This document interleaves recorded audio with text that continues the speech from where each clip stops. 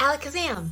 Here are some really quick, easy, creative ways to boost student engagement in your Spanish classroom. And yes, the first one does have to do with the word Alakazam. So that job is called the mage. Their only job is to let you know when there's 5 minutes left at the end of class, and they let you know that by standing up and just saying Alakazam. It's really helpful because sometimes you just get so into whatever it is that you're doing that you miss that, oh my gosh, we need to wrap this class up and get ready to go. A second student job that's related but not quite the same is the timer. And that person's job is to help you with the goal of spending 90% of class time in the target language or more. So what they do is they use their phone or they just keep an eye on the clock, either way, and they set a timer for, and you can decide the time. It could be 5 minutes, it could be longer, it could be shorter. I usually do 8 minutes.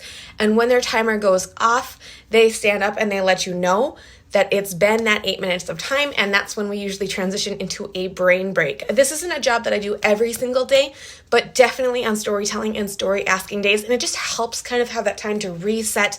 We do a fun brain break, give everybody kind of a stretch break moment, and then we get back into things. Another student job that I find really, really helpful is the job Quien. Whenever they hear the word Quien in our classes, they go, whoo, whoo.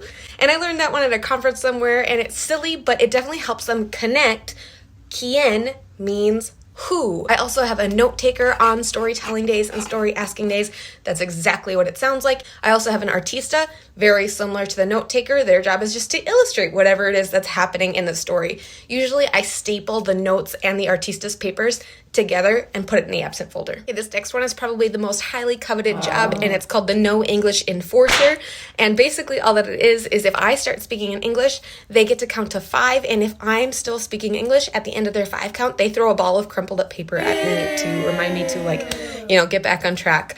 I have more student jobs for engagement, so if you want to hear more about those, just comment below and let me know, but I want to keep this pretty short and to the point. So I hope that helps.